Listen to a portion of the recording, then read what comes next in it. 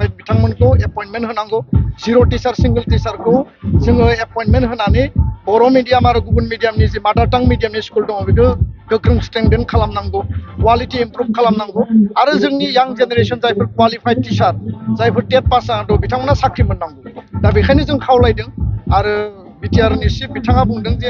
एसआइअ एप्रुभेला गोख्रैनो जागोन जों दाबि खालामदों जे काउन्सिला मिशन मदआव खामानि मावनांगौ आरो स्टेटनि गिबि मन्थ्रि आसामनि गिबि मन्थ्रि आरो सोलोंथाइ मन्थ्रि रनज पेगु बिथांमोना बिनि सायाव थाब एप्रुभेल होनांगौ होननानै खावलायो पानेरि दखरा एबसु आरो पानेरि स्पर्ट्स एस'सिएशन जथायै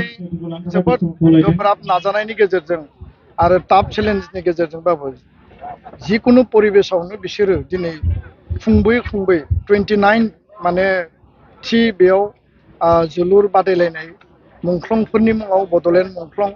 जाय गेदेमा बिथांमोना आत्म बलिदान होलांबाय बिथांमोननि गोसोखांथियाव आरो बिथांमोननि कन्ट्रिबिउसनखौ समाजाव गोजोर खालामनायनि मोनसे थांखिजों खुंबाय थादों दिनै फाइनाल गेम जोबथा हाबाफारि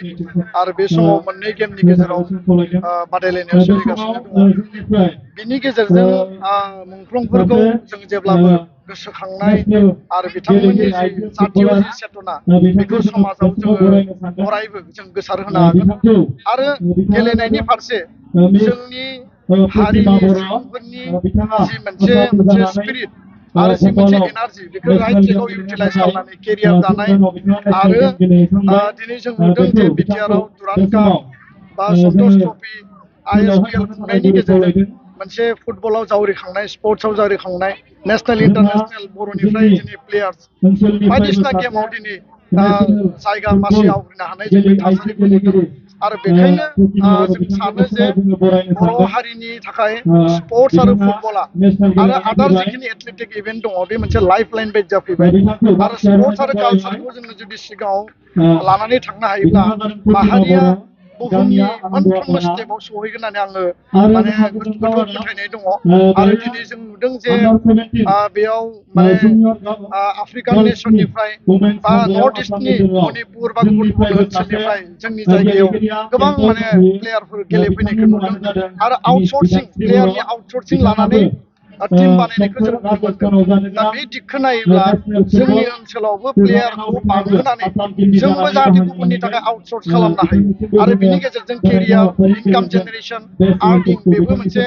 गावनि लाइफखौ इस्टाब्लिश खालामनायनि मोनसे लामा मोनगोन आं मिजिंथियो जे पानेरियाव बे गान्दा खुंगुर जि प्लेग्राउन्ड बेखौ खोब साबना हामना खालामनांगौ आरो काउन्सिल सरकाराबो बेखौ मदद होनांगौ लकेल एमसिएलए मदद होनांगौ आरो बिनि गेजेरजों बेखौ मोनसे दिनैनिख्रुइ आरो साबसिन महराव जों जाहाथे लांनो हायो बे मोनसे इनिसियेटिभखौ खुनु हारि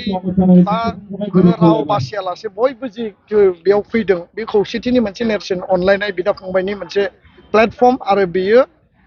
पार्मानेन्ट पिस फैनायनि उनाव बे साबसिन माने मोनसे महर मोनदों होननानै आं बुंनो सानो गोजोन्थों गाबोन जोंहा मोननै हाबाफारि दङ गिबि हाबाफारिया जाबाय गाबोननो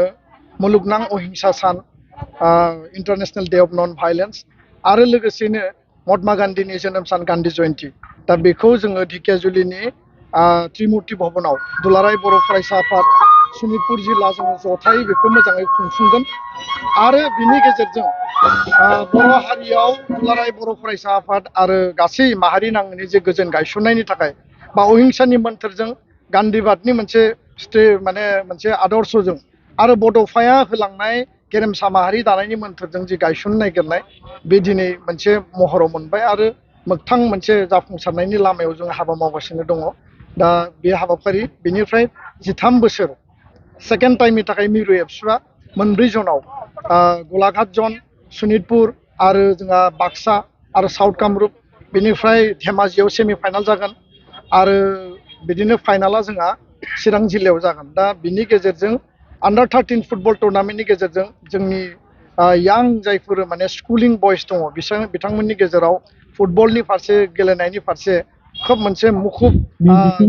जि माने गेलेनाय जों बेखौ नुनो मोन्दों आरो बिनि उनाव जोङो दिनै जेसेबां प्लेयार मोन्दों सिनियर टिम मेक्सिमाम आन्डार 13 फुटबल टुर्नामेन्टनिफ्राय फैनाय बे जोंनि थाखाय गुड साइन आरो बेखौ बाटासिपुर मिलन हाइ स्कुलनि जोङो प्लेग्राउन्डआव खुंगोन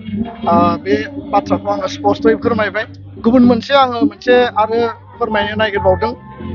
बर' हारि आरो आसामनि रायजो राजानिसिम फैगौ 3 तारिखआव बिटिआर एक्सटेनसननि खौ वेलकाम खालामनानै गहपुरनि दैमालु दुलाराय बर' फरायसा आफाद बिश्वनाथ जिल्ला जों बेयाव मोनसे ग्रान्ड वेलकाम सेरेमनि खुंदों आरो बिटिआरनि सिमाया जे गहपुरसिम थांबाय बेखौनो प्राय 10,000 रायजो राजानि बाहागो लानायजों बेयाव वेलकाम सेरेमनि जागोन आरो बेयाव एकर्ड इमप्लिमेन्टेसननि सायाव आलासि महरै दुलाराय बर' फरायसा आफादा जोङो बेखौ हस्ट खालामगोन आरो आलासि महरै बिटिआरनि मानगोनां श्री प्रमद बर' बिथां आरो आसामनि केबिनेट मन्त्रि पियुष हाजरिका आरो बिश्वनाथनि गार्जेन मन्त्रि बिथाङा थांगोन आरो बिनि गेजेरजों पाब्लिक एड्रेस खालामगोन जाहाथे उननि समाव दा जि सेटेलाइट एक्सटेनसन जादों बियो कन्टिगुवास महर मोनो आरो कन्टिगुवास महर मोननायजों 60टानिफ्राय 40निफ्राय 60टा समष्टि जागोन जिल्लाया बांगोन आरो फैबाय थानाय समाव बियो आयेननि मर्यादा मोननानै जाहाथे बिटिआरनि सिमाखौ जोङो बांहोनायजों बर' हारिया आबुं आरो उदाङै जाहाथे रायजो जानो हायो बर' कसारी काउन्सिलाव रायजो जानाय बर'फोरनिबो राजनैतिक आरो संबिधानिक बेबस्थाखौ जों खालामनांगोन बे बिथिंखौ लानानै जोङो 3 तारिखआव ग्रान्ड वेलकाम सेरेमनि जों खुंगोन टेट उथ्रिसारनाय बिजाथिफोरखौ लानानै दुलाराय बर' फरायसा आफादा थांनाय 2-3 बोसोराव गोबां खेब सावरायबाय बिथांमोननि जे दाबि जे गोख्रैनो एलिमेन्टारि लेभेलाव जिहेतु ग्रेजुवेट टिचार आरो पोस्ट ग्रेजुवेट टिचारनि एपइन्टमेन्टआ मोनसे फेज जालांबाय आरो बिनि गेजेरावनो आसामाव एलपि एमइ एलिमेन्टारियाव 2-3 फेज जालांबाय बिटिआरआव जिखिनि दायो पोस्ट दङ खालि बिनिनो माखासेया सेंसन जानानै दङ माखासेया स्टेटनिफ्राय एसआइउ एप्रुभेल स्टाफ इन्सपेक्सन इउनिटनि मोनसे एप्रुभेल नांगौ आरो बे मोनफ्रोमबो सिस्टेमेटिक मोनसे प्रसेस दा बे एसआइउनि एप्रुभेलखौ गोलाव समनिफ्राय गिबि मन्त्रि सोलोंथाइ मन्त्रि आसाम सरकारनि बिथांमोनखौ जों खावलायबोदों आरो बिटिआरनि चिफ बिथांखौबो जों खावलायदों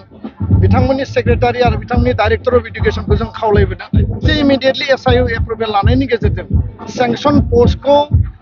माने क्लियार खालामनानै बिनि एगेन्स्टआव जिहेतु सिंगल टिचार जिर' टिचार दङ जोंहा गोबां आरो प्राय 5-6 हाजारनि बारा टेट क्वालिफाइड टिचार दङ 6 सिडुल स्पेसियेल टेट जालांबाय दा गोदानै टेट खुंनायनि बाथ्रा गैया फार्स्ट एन्ड फरमस्ट डिउटिया जाबाय टेट क्वालिफाइड बिथांमोनखौ एपइन्टमेन्ट होनांगौ जिर' टिचार सिंगल टिचारखौ जोङो एपइन्टमेन्ट होनानै बर' मिडियाम आरो गुबुन मिडियाम बिथांमोनखौ एपइन्टमेन्ट होनांगौ जिर' टिचार सिंगल टिचारखौ जोङो एपइन्टमेन्ट होनानै बर' मिडियाम आरो गुबुन मिडियामनि जे मादार टां मिडियामनि स्कुल दङ बेखौ गोख्रों स्ट्रेंथेन खालामनांगौ क्वालिटि इमप्रुभ खालामनांगौ आरो जोंनि यां जेनेरेसन जायफोर क्वालिफाइड टिचार जायफोर टेट पास जानानै दं बिथांमोना साख्रि मोननांगौ दा बेखायनो जों खावलायदों आरो बिटिआरनि चिफ बिथाङा बुंदों जे एसआइउ एप्रुभेला गोख्रैनो जागोन जों दाबि खालामदों जे काउन्सिला मिशन मदआव खामानि मावनांगौ आरो स्टेटनि गिबि मन्त्रि आसामनि गिबि मन्त्रि आरो सोलोंथाइ मन्त्रि रनज पेगु बिथांमोना बिनि सायाव थाब एप्रुभेल होनांगौ होननानै खावलायो लोगोसेनो जोङो बे मेटारखौ लानानै आरोबाव सरकारजों जों सावरायबावगोन गोजोन्थों